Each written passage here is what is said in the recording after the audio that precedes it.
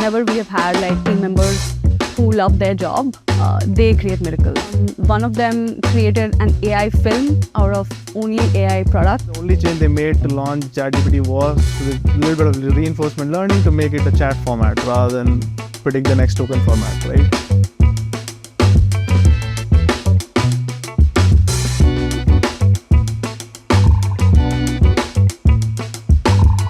Hey everyone, welcome to this Matrix Moments podcast with Murf.ai. Murf is a synthetic speech company which has grown, I think 7x in the last 12 months, which is incredible. And our customers have used it to generate over 12 million minutes of AI voiceovers.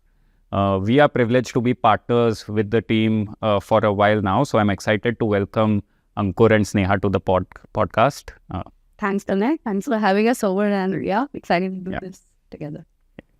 So I think just for starters, right, Ankur, I'll start with you and Sneha will come to you after that. But Ankur, you've been sort of in and around this domain for a while. So I would love to start with the timing of it all, right? So maybe if you could spend a couple of minutes on your background, what you see happening and why you thought it was the perfect time to start a company.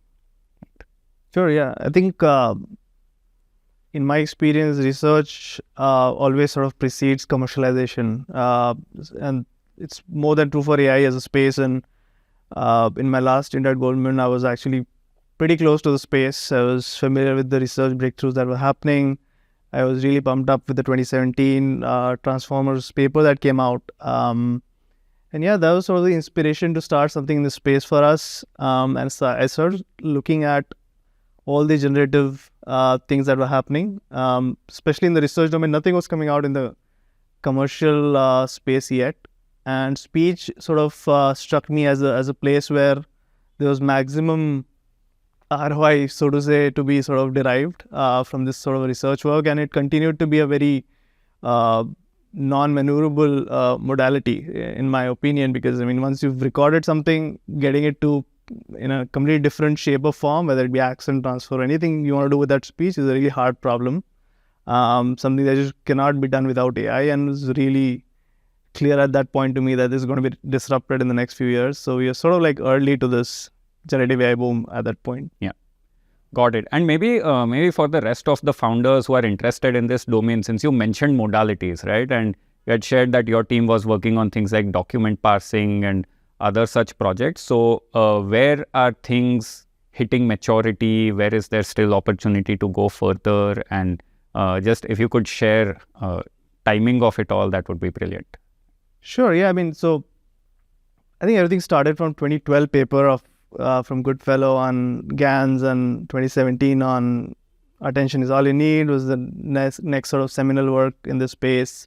And then very recently, the diffusion work that has sort of made advancements on top of GANs. So every 5 years, there's really a seminal paper coming out, which is transforming the research world at least. And then a couple of years down the line, everything changes in the commercial world as well. And to your sort of question on what modalities would be impacted, I mean, I think speech synthesis definitely is being impacted by some of these. Image and video, again, a lot of people are very excited about it, but it's a space that's still evolving, especially from a commercial front. We're seeing a lot of promise from a lot of generative companies in speech and video domain. But again, the complexity increases when the possible outcomes are a lot.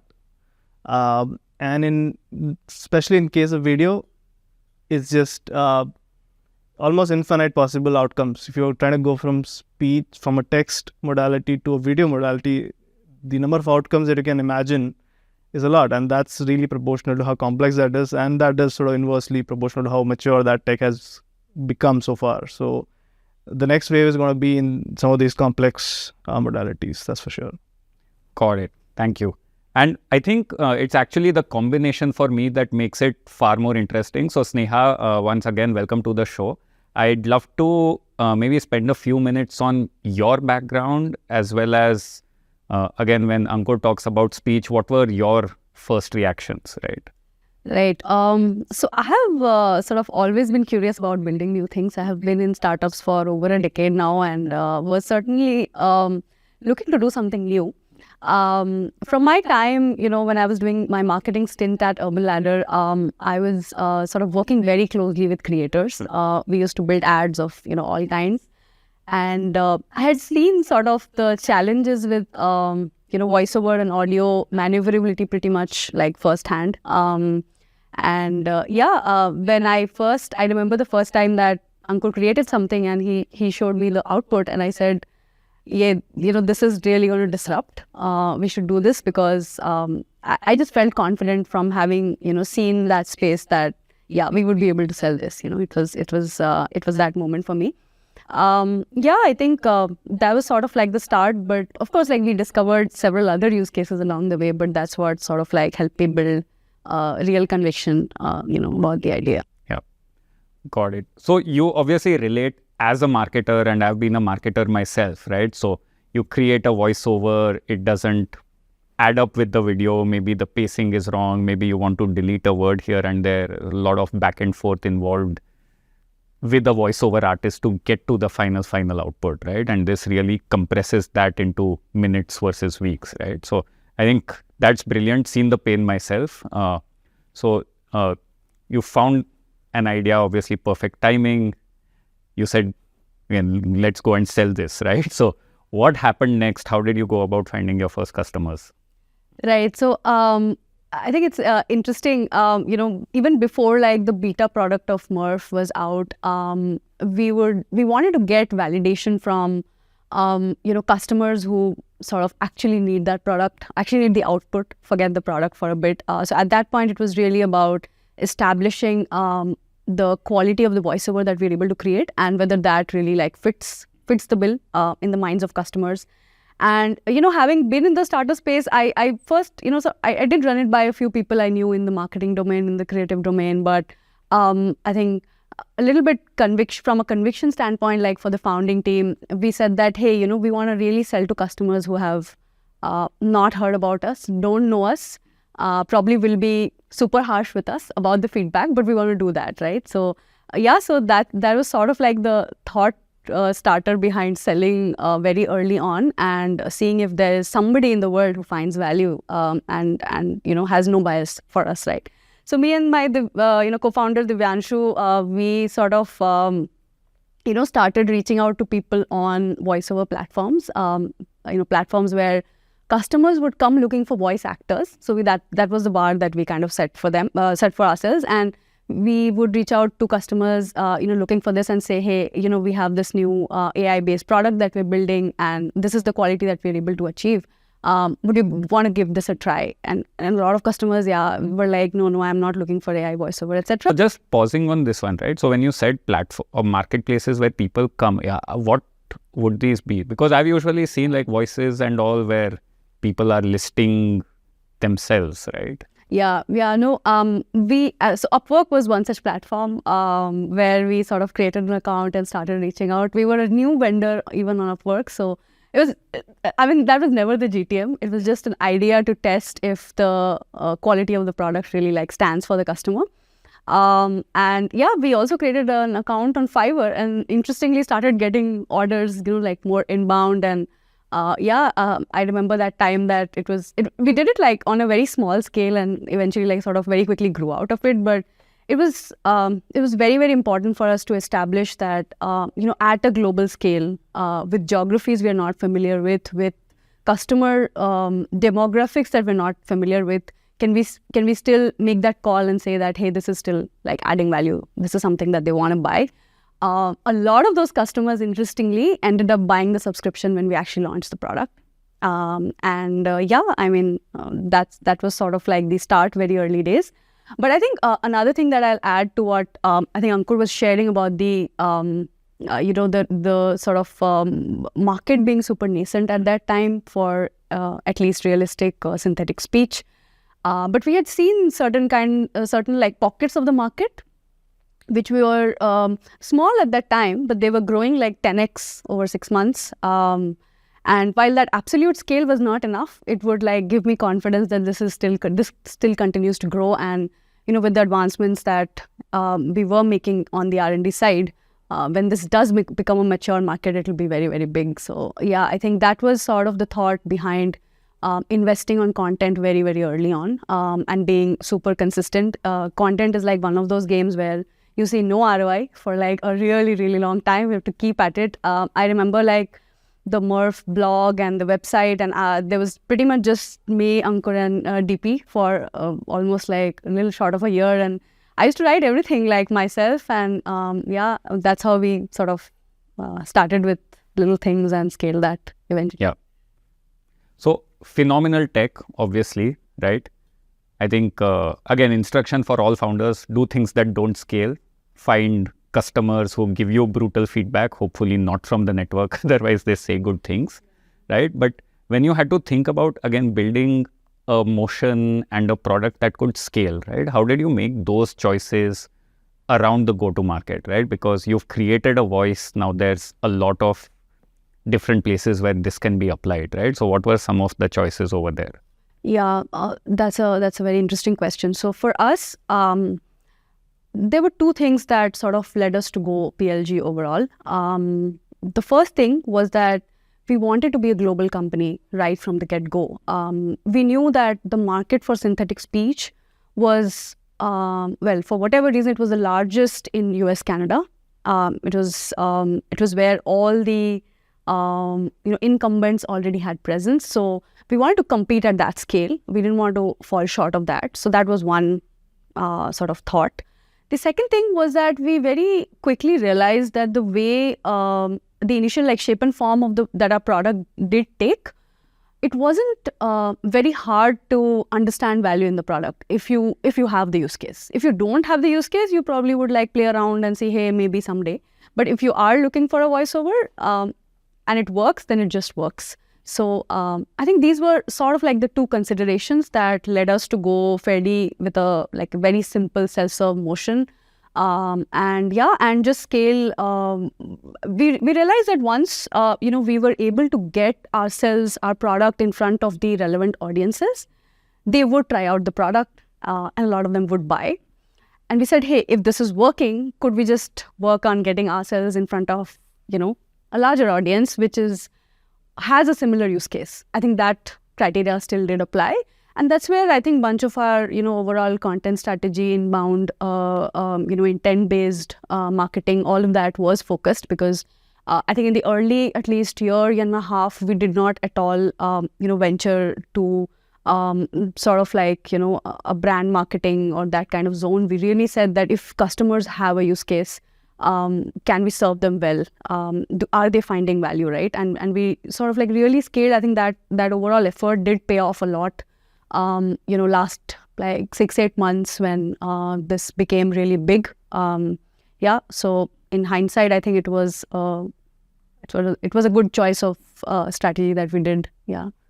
So your observations were A, fast time to value, and B, probably that people are already looking for solutions and you don't have to sort of evangelize and create demand, right? And sort of both of them added together. And maybe one curious byline, but given that ChatGPT was probably the marketing moment for all things GenAI, what have you observed in your domain since that time? Yeah, I mean, we have nothing in our business. Honestly, like our business does not relate to ChatGPT directly in any way that I can imagine. Yeah. But I think just the general curiosity around AI and what it can do really exploded the awareness that creators had or started having about what's possible. And even if they were not aware, they wanted to get aware. And what that led to, that even for audio space, there are like segments where we've seen like 10x growth over just a span of like 4-5 months. That was, I think, even in my experience, I think it was quite a moment to experience, as a marketer as well. Yeah, and it's certainly very, very interesting times to be in the space.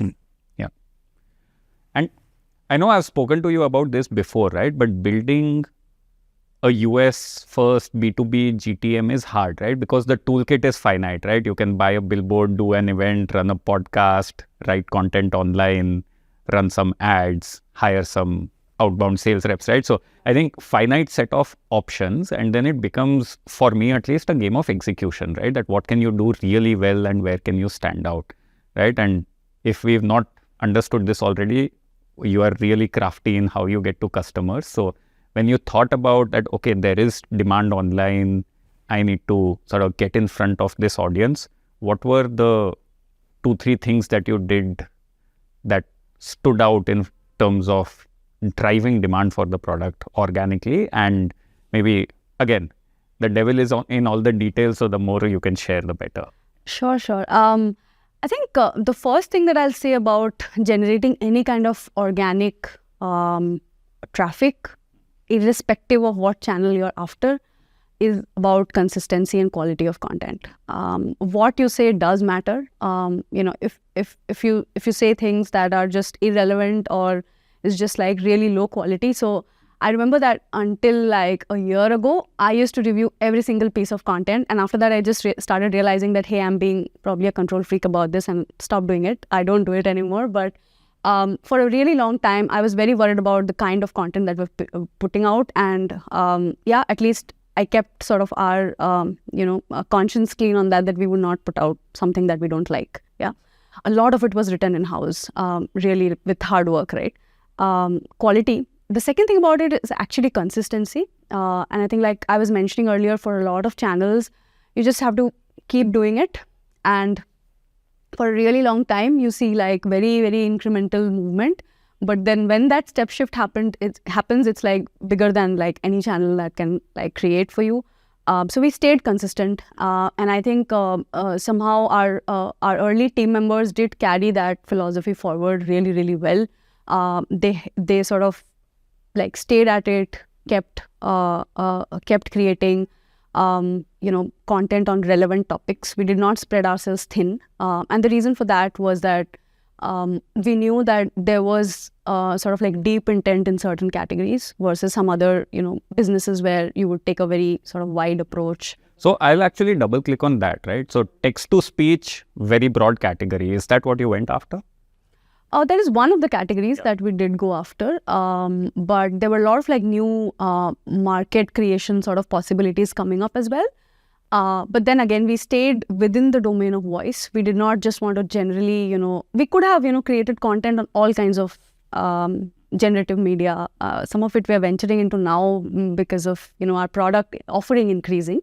But I always feel, I'm like any decision that I take for GTM is always customer back. And I feel that if I'm, putting in that effort for the team to sort of, create content and then for that customer to discover us and land on the site and we don't have something to offer, it's just like it's just a waste for everybody, right? So we don't create like content about like everything in the world, but on the topics that we do create, we go very, very deep.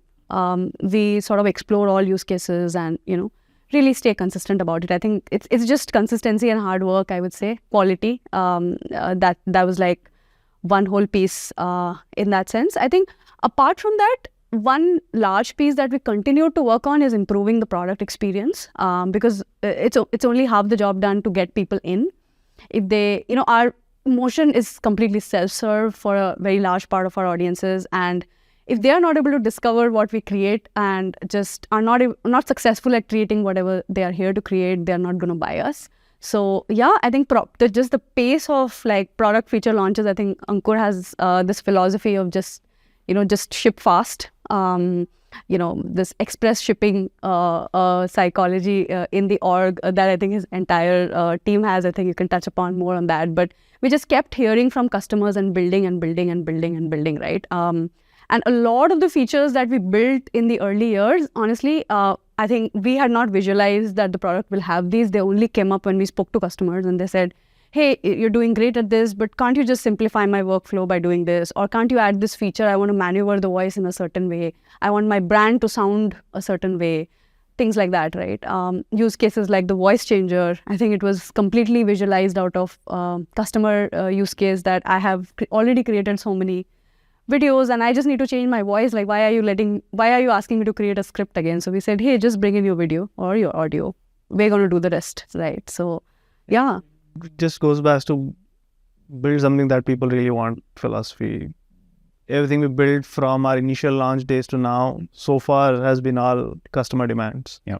Just tracking them because we have a very high volume inbound motion.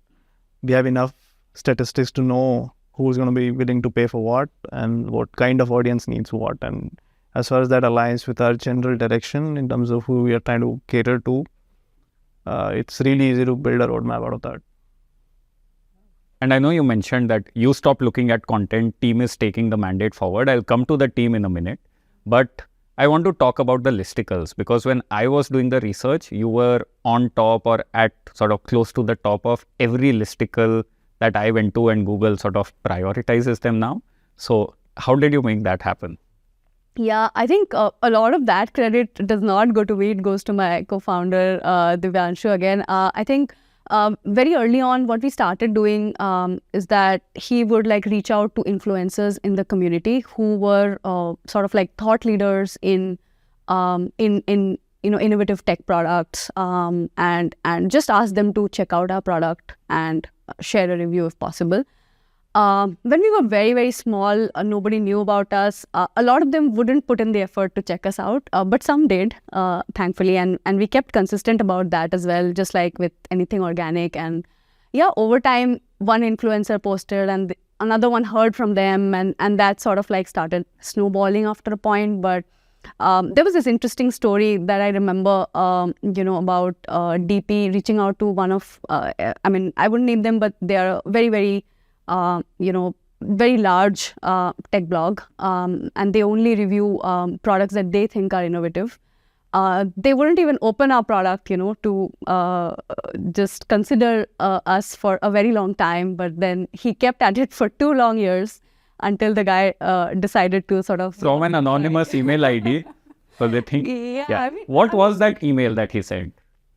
No, so he just, I think we just said that, the blog is outdated, which it was.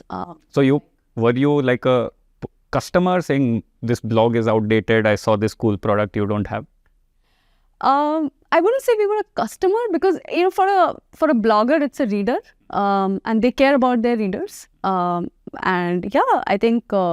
this was one of them where like the blog was not updated actually for a very long time. Somehow the person had not considered to see what new is coming up in the space. And yeah, thankfully he did after 2 years, and we did manage to sort of rank there as well.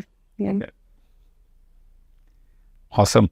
And I know we've spoken a little bit about kind of customers already, right? But you are giving them a voice and they can do anything with it, right? So I'm curious to know, like, what are some interesting stories or wacky ideas that customers came up with and also sort of surprised you, right? And I know it's an important factor because they drive a lot of the roadmap. So curious to hear what you saw.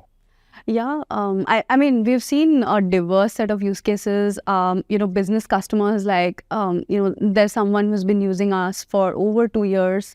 They have their own entire, LMS system, and they found us early on. They were using one of the clouds before us, and we are way more expensive than them, but they found the realism in the voices really valuable for their customers in turn, and they have been using us for like a very long time for creating all sorts of content. On the wacky side, we've had very interesting customers. One of them created an AI film out of only AI products. As a pretty famous person, I won't name them, but yeah, they used our voices for it. They used another tool for generating the script. They used another tool for generating the video.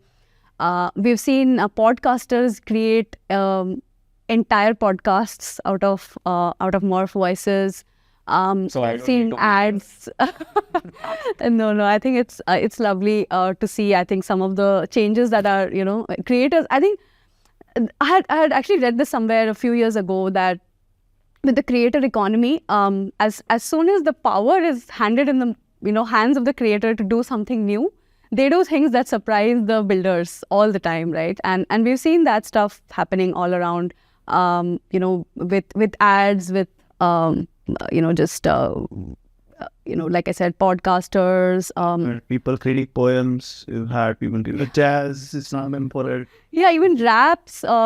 Somebody sent us like a whole rap that they created. We didn't have like all these use cases in mind when we created it, but yeah, it's just the power of that economy, I guess. Awesome. And I know, so I wanted to talk about, you mentioned shipping philosophy, you mentioned team, right? And I think one thing that struck me when I walked into your office was that it was just quiet, right? Like everyone was heads down working. Our office is much more noisier than that. So what's the philosophy around, and I think also not meant to be as a compliment, but I think the number of people you have and the velocity at which you ship and the scale you build is actually phenomenal, right? So what's the philosophy around shipping product as well as around hiring people? Sure. The shipping philosophy, maybe you can cover better. It mostly comes from Ankur, yeah. Yeah, I mean, it's it's a known thing, right? I mean, we want, in general, what I tell all my devs is, we don't know if it's going to succeed, right? So what would you rather do? Spend a quarter on it and then say it failed, or build it in a week and then let's see how it behaves and then iterate further to see whether we're going to pursue it, or we're going to dump it, or we're going to make it really awesome. So it's really like fail fast, in my opinion, which makes or breaks startups. And that's really what defines a startup. I mean, I might as well otherwise behave like corporates, right? So we iterated a lot, and because also some of the times we may be wrong with our prioritization, we may be wrong about what we pick directionally, or maybe sometimes even in understanding what the customer wanted. A lot of times customers are also not very, I guess they're not very crisp about what they really want, right? There might be a mismatch in our understanding and their expectations. And all of this, end of the day, can only be sorted out if you give something in their hands, get their perspective, and then build on it. All the sprints, it's a mandate right now for us to keep it shorter than 2 weeks. We don't want to go beyond that. Exceptionally, we might sometimes for really complicated build, but that's very different for research, of course, where the projects run really long. But devs, we really try to build small things, deliver every week, 2 week sort of a time scale, has helped us a lot in picking the right directions and building on things that are working for us. So that's really our mantra, to figure out what should we be doing. Because as I said, I mean, the inbound motion sort of helps this kind of a technique. If you were building for a few corporates, then you have someone to talk to. But this is really statistical things that we're doing. So you need to experiment a lot more. No, I think that's interesting because at least for us, we've seen companies at the other end of the spectrum who are building for 12 months, 15 months before they even come to market. But it's probably more nuanced even for the category, right? Because in a domain where people also don't know what to expect, what are the possibilities, what they really want, you really need to show them something and get reactions versus sort of build in stealth for longer, right? So to speak. Yeah. We were selling 2 months from the day we started building this. So that was a proof. We didn't want to give out things for free for a long time just because it doesn't prove anything. So we kept the price point low, but we still want to charge to see if they really want it, they really need it, or it's just not being serious about it. So that was the philosophy throughout. Let's talk about the hiring philosophy. Hiring, I think we sort of keep the bar high. We almost never overhire. We sort of we look for passion for the job when we recruit for any role. It doesn't actually just apply to research or dev. It applies to every single member of the team. If they don't love what they do, at least we believe that you're probably better off doing something else because it's just a drag to sort of I think and when we've seen this over and over again. Whenever we have had like team members who love their job, they create miracles. Every single time. That one person is always always valuable to the team, and we try and sort of look at that. In general, I think as a team, we have almost no hierarchy. Everybody's has like ownership of something that they're doing, and we trust them. After we recruit them, we don't doubt them on their like skills or ownership. We believe that we hire very good people. We have been fortunate to have some really great team members, in the team carrying the org. But it's just that I think like not doing unnecessary alignment meetings wherever it's not required, and everybody sort of knows what they need to know in general as a culture. It's not expected that somebody will come and tell me something and that is when I get to know about developments happening. So yeah, I think generally we keep it like super flat, few people owning big pieces, having fun while they whatever they are doing. And I think that's large part of I think something about the office that you mentioned also goes back to like the kind of work a large part of the team is doing, whether it is the research team or even the business teams in our domain. Like a lot of them are working on hard problems. We cannot deny that, right? And it needs that focused, deep work to happen for any sort of monumental outcome to come out, right? And I guess like we try our best to create that sort of environment that's conducive to that kind of deep work. There is like no clear mandate. You can scream in the office as well. It's all right. It just happens to be that they're probably onto something, and that's what probably keeps the office quiet. Yeah. Awesome. So I think, Ankur, coming back to you, I think, and going back to technology, right? So I'm curious to know in this domain of synthetic speech, what are the tech breakthroughs that you expect in the coming years, or the things that you are excited about? Yeah, I mean, I think synthetic speech, so I think it's been fairly advanced. Last few years have already been very exciting. People are largely convinced now that communication as a sub aspect of it is fairly solved, but art is something that still needs some sort of breakthroughs for this to get used. It's almost like how a voice coach would coach a voice actor. That kind of maneuverability is what I expect to be there in our offerings in the near future. In fact, the idea is you being able to completely direct the outcomes of AI. So far, all our tooling has been browser-based. You're trying to deal with some sort of UI or some sort of an interface.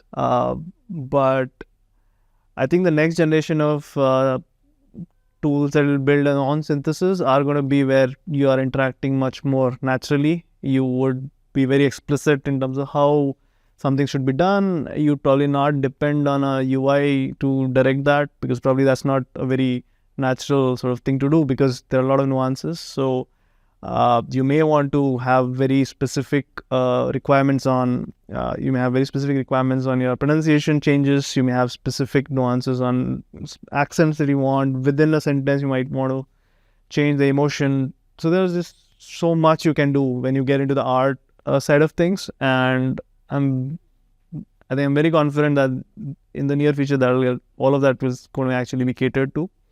Other field I feel which is going to be disrupted is the low resource language spaces. So far, I mean, English, obviously there's abundance of resources around building stuff on top of those languages, but a key aspect of low resource work is the ability to transfer that knowledge into that language. Or similar things could be said for accents as well. You might learn in a certain accent, certain language, but be able to transfer that knowledge, that emotion, that accent, that maybe pace. So any of those aspects, being able to decouple and then put it back into a different packaging, because ultimately you will not have access to every single resource in every single language, in every accent, every possible variability out there for your model to learn from. So that ability to do this kind of transfers, we're already seeing good sort of breakthroughs in this space, and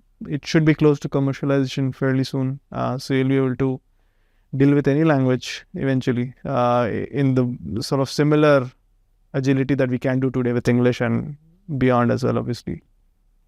No, but that's interesting. So I think on a spectrum, we are going from communication to acting and sort of more emotions, more tuning, more sort of creativity. Natural ways to tune it. Yes, that's coming. Got it. And I know favorite VC question, right? And maybe it's not a very good question, but all this brings me to data, right? So what role does data play in this, right? Is it a head start in the short term? Is it a moat in the longer term? And how do you think about it in the category? So this answer actually varies if you are depending on what kind of AI you're trying to do. Within speech as well, the answer, in my opinion, varies. If you're trying to do ASR, speech to text, that is, or synthesis, the answer varies because yeah, I mean, if you were in the learning sort of a domain of AI, which is speech to text, typically you have one right answer. That's true for anything you're doing on an image as well. If you're doing image segmentation or object detection, any of that, right? But that's not true for synthetic media. That's not true for generative AI, and that's where the same text can be read in infinite number of ways. And what that means is data is going to define how the outcomes are, and that means there's huge possibilities in terms of what should we collect, and the convergence is nowhere near. That's one aspect. The other is the expectation from synthesis is that you're going to produce pristine outputs. We are looking for something that's going to compete with what a voice actor can do today. So from that perspective, again, synthesis is a space where clean data is important. So again, becomes a moat to some degree. And the third aspect I feel is because we are synthesizing something which sounds like someone, there is that aspect of likeness, and we as a company have sort of very strict policies and on around ethics around voice cloning and how we sort of prevent that abuse, and that makes the data that we collect and we build, in fact, ourselves a big sort of part of our strategy, because it's not like you could or should rather just go out there and pick any voice and just start using that. So that's not an option for us. And from that perspective, again, I think in this space it remains and will remain to be a moat, at least for the near future. Very long term, still hard to predict whether a lot of companies would have enough interest to build something that broad. But yeah, definitely a moat in the next few years at least. And I know you mentioned sort of the ethical and legal aspects to it, right? So I know, and you also mentioned voice cloning, right? So I'm sure customers ask you for this all the time. So what was your stance on it? Yeah, we actually don't do any kind of self-service voice cloning today. We are vetting the person who's trying to use it for what purpose.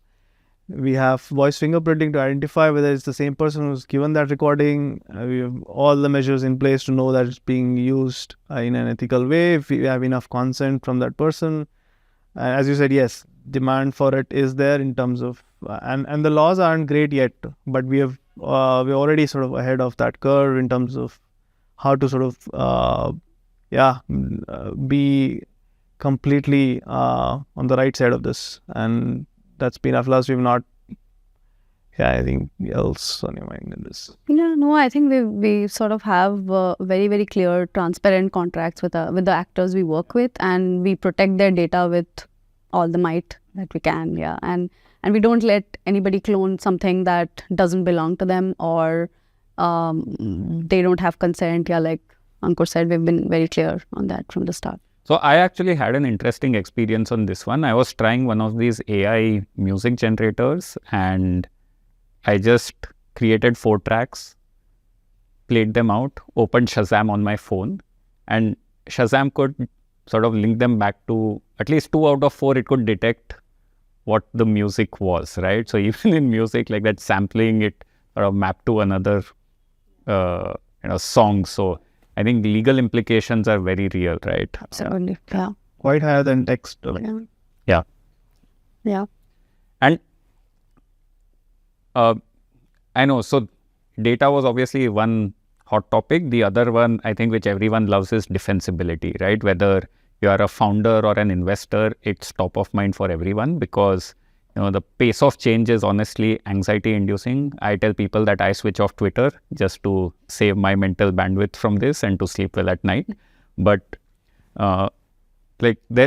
in fact, a couple of founders even told me there might be a late mover advantage, that let's just sit out for 2 years, see where all the dust settles, where is the technology at, and we'll start building after that, right? So when you think about this, right, how do you build comfort that, like at least in the short to mid term, that you'll be all right and you don't kind of get disrupted overnight? Yeah, I mean, broadly speaking, that's true for any field. If you don't want to be disrupted, you need to be that person who disrupts the market. You need to be the thought leader. You need to sort of be ahead of others. And that's true for our space as well. We want to be the people who bring about that disruption, right? So the pace of it continues to be important. To the point of whether there is any advantage in being late to the game, from a research perspective, I agree to that. You don't want to be the first one to probably, go ahead and commercialize something that was written yesterday by someone. But from a GTM perspective, once trying to commercialize it, I think I still feel being early has an advantage. There's a lot of discovery in the journey, both for the company and for the customers, as to what they can use this for and what we can build for them. And that's going to take a lot of time. And there's going to have a lot of nuances to it that you can only discover if you are early. We have been doing on that journey for 2 years now. We know what will work for whom. What is it that people really care about? There are subtle things about when we change something, we now exactly know what the customer is going to say about this change. And we could actually see a lot of people out there trying to build things where we were very intuitively able to say that this is going to pain their customers, right? So over a long term, the defense is going to come from understanding the customer, their needs, what and how they're going to use your product. That's the long term, definitely true.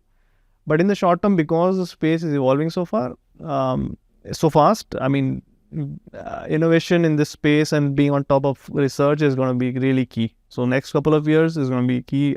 Again, ultimately, once the dust settles, and it'll take longer to settle, especially in case of generative, because I said there's a lot of outcomes possible compared to the learning sort of space of AI. This is going to take much longer to settle down. But once it does, the moat is going to come actually out of knowing what your customer is using you for and building for their workflows. So that SaaS play is going to become important eventually, yes. Got it. No, and I know just sort of in the domain of engineering and research, right? So we get a lot of slack saying, okay, ChatGPT happened and everyone woke up to this idea, but in the domain of research, everyone could see it coming 3-4 years out, right? Yeah, I mean, the pace, just between GPT-3 and the initial version and 3.5, you could just see that pace of improvements, and people like to move the goalpost all the time of what AI can do and cannot do. And then literally the only change they made to launch ChatGPT was with a little bit of reinforcement learning to make it a chat format rather than predict the next token format, right? Yeah. That's really just a change in how it's interacting. But from an understanding of the world perspective, there's not a lot of change. So 3.5 was around for 1 year before I think ChatGPT was launched. And Transform was 2017 paper. So it's 5 years in the making. And the only thing truly that they claim being transformational about it is the size of the model. You just pick a transformer, put some reinforcement learning, and then you sort of grow with the size, and the mode becomes maybe the training cost. But of course, yes, researchers were seeing this happen for a long time. At least the technique isn't new or nothing that got created in the last 2 years. So yes, a lot of people saw it. And I know you touched upon some of this already, right? But maybe if I go back to the world of, say, natural language understanding versus anything generative, right? I always use the example of Gong, right? But for me, it was a case of Gong started, right? But today that technology is available as an API. There's DeepGram and Assembly AI and a bunch of others. But they've built obviously an enterprise workflow targeting sales leaders, right? So they're doing call intelligence, then forecasting and bunch of other things. And they've built a massive brand, right? So in this sector, what do you see? What patterns will repeat? What will be different? And is it just kind of this traditional SaaS mode where it's depth of workflow and some right to distribution, or is it something different? Long term, as I said, I think I agree. Yes, it will become important. But that long term, as I said, is going to be much longer in generative space. That's the main difference between, so like getting your speech to text good for your specific domain, you could do that like 10 years back. And it was achieved fairly fast. But that was because there's just one true answer, as I said. I mean, this is a space where you want that kind of like, brand managers will say, this is the kind of voice that will fit my product. This is what will sell my product. They are that specific about when they pick out a voice actor, right? They would want that kind of choices with their AI voices as well. So there is a vast sort of array of things that will play out, and then people will ultimately settle on what are the best. There will be a curve around it. There will be very popular things. There will be less popular things, and there will be a full array of it. Just the diversity of outcomes is going to delay that process of settling down, and then just your GTM being your strategy or more. That phase will come. I can anticipate that, but it'll take longer. Got it. Awesome. I think we spent enough time. So with that, we'll call it a wrap. Once again, congratulations on building a fantastic business. And thanks so much for making time. Thank you so much for having us and, sharing our story, Pranay. Lovely talking to you today. Pleasure's ours, absolutely. Thank you. Thank you.